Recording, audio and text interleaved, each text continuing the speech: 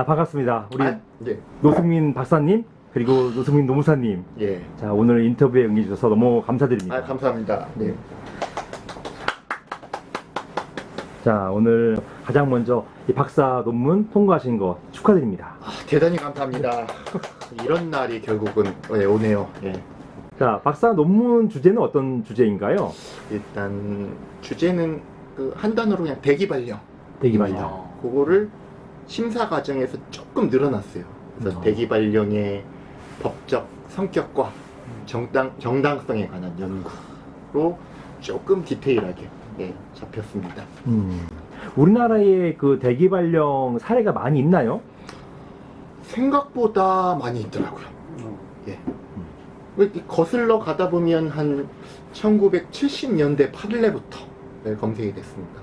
그래서 짧게 요약하면 국가공무원법, 사립학교에 대한 대기발령. 이제 공식 용어는 이제 직위해제고, 그게 이제 우리 민간 노동 영역 공기업과 사기업으로 흘러 들어오면서 오히려 이제 공공부문보다는 이제 사기업 민간 영역에서 이제 더 화두가 되고 쟁점이 되고 정리된 게 없고 그런 상태라고 생각이 듭니다. 그 말씀 중에 되게 중요하신 말씀을 했는데, 이게 직위 해제하고 이 대기 발령 요 차이가 굉장히 좀 혼동이 되거든요. 이게 어떤가요? 같은 것인가요? 아니면 다른 것인가요? 일단 두 가지로 좀 분류를 해야 될 것 같습니다. 이제 실무랑 학계에서는 거의 같은 개념으로 쓰이고 있어요. 그래서 법원에서도 직위 해제란 하면서 그 개념이 대기 발령은 하면서 거의 동일하게 쓰이고 있어서 별 차이가 없다, 이런 게 법원이나 또는 학계의 다수 의견인 걸로 보이고, 그런데 저는 엄밀히 또 차이도 있는 것이 아니겠느냐. 직위 해제만 하고 업무는 계속하는 케이스가 있고, 우리가 흔히 말하는 뭐 보직 해임이나 보직 해제. 근데 대기 발령은 뭐 직위를 해제 당하는 경우도 있고, 아니면 별도로 뭐 팀장 직위 해제 없이 그냥 업무에서 배제, 스탑. 그렇게 본다면 직위 해제랑 대기 발령이 다른 개념일 수도 있겠다, 그런 생각이 들고, 요거를 정리를 해보면 직위 해제를 당한 이후에 대기 발령으로 연결되는 투 트랙, 그게 하나의 과정이라고 본다면 또 구분될 수 있는 것이 아닌가. 그런 차이점이 있겠구나 생각은 하게 됐습니다. 그러면 요지는 일단 실무례, 일반적인 실무례에서는 직위 해제와 대기 발령을 상당히 막 유사하게 보고 있는 건 거의 맞구만요. 유사하게 보이고 있고, 이론적으로는 구분이 되는 것 같지만 실제로 쓰는 거는 거의 싱크로율이 거의 유사하지 않는가. 실무에서는 그렇게 보면 되겠네요. 그렇게 봅니다. 외국 같은 경우는 대기 발령에 대한 어떤 논의가 좀 있나요? 일본 같은 경우는 우리나라랑 상당히 유사하게 자택 대기라는 개념으로 쓰이고 있고, 저희 이번에 박사 심사에 참여하신 이정 교수님께서 많은 그 내용들을 좀 전수해 주셨고, 우리보다는 좀 엄격하게 일본에서는 쓰이고 있는 걸로 봅니다. 우리는 너무 넓어요. 개념이 넓은데, 일본에서는 특히 이게 형사사건 기소자들 그 중심으로 제한적으로 쓰이고 있고, 급여 감액 없다. 그렇게 좀 배웠습니다. 그러면 보통은 대기 발령이 어떤 보직을 이동하기 전에 나갈 수도 있고, 또는 징계 이전에 나갈 수도 있고, 이렇게 되는 것인데, 이런 대기 발령 동안에 만약에 급여가 그대로이고 그리고 생활상의 불이익이 크게 없다고 친다면 이 대기 발령에 대해서는 뭐 별도로 다툴 수 없는 것, 이런 것인가요? 이 논문에서 사실 가장 이제 그 노른자 부분이 될 것 같고, 스승님께서도 말씀하신 부분이 실무에서 사실 정리된 게 사실 없는 것 같습니다. 왜냐하면 취업규칙상 그냥 급여 감액이 일반화되어 있어요. 그리고 법원에서도 80% 기본급의 뭐 80% 임금 뭐 상여금은 감액되고 그것을 그냥 받아들여지고 있어요. 근데 그거는 이제 사실은 업무상 필요성과 생활상 불이익을 비교 교량해서 야, 요 정도는 한 인정해 줘야 될 것 같아 하고 용인을 해주고 있는데, 엄격하게 사실 법적으로 따져보면 이 대기 발령은 기업에서 사용자가 야, 우리 회사에 경영 리스크가 있으니까 당신 잠시 업무에서 좀 빠져줘. 엄밀하게 보면. 사실 요게 사실 핵심이라고 봤거든요. 그러다 보니까 어떻게 보면 임금 감액은 원칙적으로 안 맞다라는 게 결론이에요. 사실 논문에. 왜? 다시 한번 반복하면은 이 경영 리스크를 본인이 사용자가 막기 위해서 당신 계속 여기 우리 회사에서 그 직무를 수행하고 있으면 동료 근로자나 고객이나 당장 우리 경영자에게 해가 될 것 같아요. 그래서 당신이 지금 죄가 있는지 징계 사유가 있는지 확정되지 않았지만 잠시 좀 빠져주세요.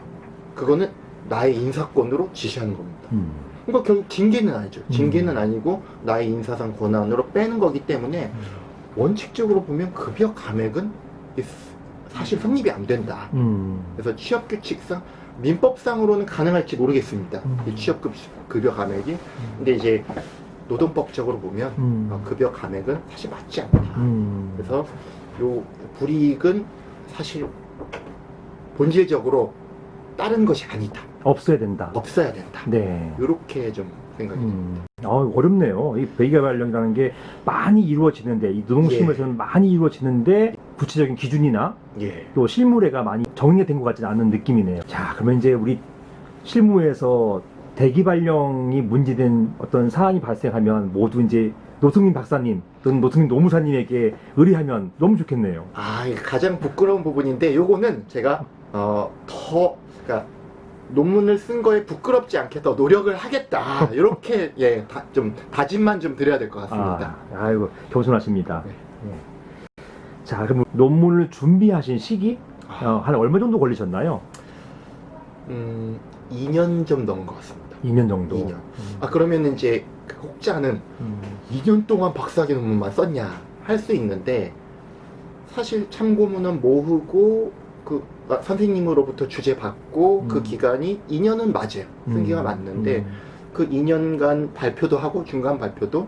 그래서 저는 공식 2년을 말씀드릴 수는 있는데 실제로 정말 마음 먹고 야, 더 이상 안 된다. 벼랑이다. 절벽이다. 요거는 이제 1년 된 것 같습니다. 1년 정도. 1년이고 요것도 또 좀 단계별로 달라요. 그리고 야, 정말 이제는 가족까지 버린다. 버리는 건 아니고 가정의 양해까지 구하고 아이들과의 시간까지도 줄이고 거의 이제 실무까지 이제 하는 업무까지 거의 대기발령 스스로 대기발령 한 거는 거의 한 6개월 6개월 정도는 6개월이고 마지막 3개월은 그 저희 스승님께서 승민이는 대기발령이 아니라 개점 휴업까지 가야 된다. 그래서 단계별로 이렇게 강도가 좀 다르다. 완전히 이제 이 몰입하는데 예. 거기까지는 한 6개월에서 3개월 정도는 몰입을 해야 된다. 3개월은 거의 전폐하고 그렇게 된 것 같습니다. 지금 노무사로서의 업무도 지금 하시면서 예. 병행하시면서 예. 이거 하시느라고 너무 힘드셨겠어요. 가장 힘든 부분이고 지금 역량의 한계를 좀 많이 느낀 부분입니다. 네. 다만 한 가지 좀 떠오른 게, 그러면 전업 학자를 목적으로 하는 전업 이 대학원생 분들은 수월하냐? 오히려 더 어렵다라는 생각은 들었습니다. 이 학문의 길을 오히려 그 심사 기준도 솔직하게 더 까다롭게 보시거든요. 저는 어떻게 보면 뭐 이런 말씀 드려도 되는지 모르겠지만 실무자 측은지심 좀 그렇게 좀 봐주셨다는 생각도 좀 들고 있습니다. 그러니까 실무하는 걸 감안해서 예. 논문을 이제 심사하셨다 이런 예. 뜻이겠네요. 그렇게 좀 솔직하게 말씀드려야 될 것 같습니다. 방금 전에 뭐 말씀 중에 나왔지만은 이렇게 논문을 준비하면서 특히나 어려웠던 점, 예. 뭐 경제적이거나 또 가정적인 문제 뭐 등등 아. 어떤 게 있을까요? 다 어려웠던 것 같습니다. 다 어려웠는데 가장 뭐 솔직하게 말씀드릴 수 있는 거는 학문적 역량의 부족, 법학적 사고력 그런 부분들이 더 갖춰져 있었으면 더 일사천리로 쓸 수 있지 않았을까. 그 다음에 구체적인 것은 이제 겸업, 실무와의 겸업, 그리고 가족과의 시간. 이거 참 어려웠습니다. 예, 그런 부분입니다. 원래 전공은 뭐 그 법학이 아니셨나요? 학부 전공. 학부 전공은 원래는 사회복지를 하다가 원래 사회복지사가 되려고 했어요. 저는 사회복지사. 그런데 방통대로 편입을 해서 법학을 갖추고 법학 갖추고 대학원 그리고 박사과정에서 예, 사회법, 노동법 사회법으로 하게 되었습니다. 그래서 법학을 전공으로 하지 않았다 하더라도 예. 이 법학 논문을 이렇게 통과하시는 거 보니까 네. 이런 뭐 법학을 학부로 반드시 패스해야 되는 거 이거는 아니네요. 아, 한 가지 제가 좀 이번 과정을 통해서 정리할 수 있는 거는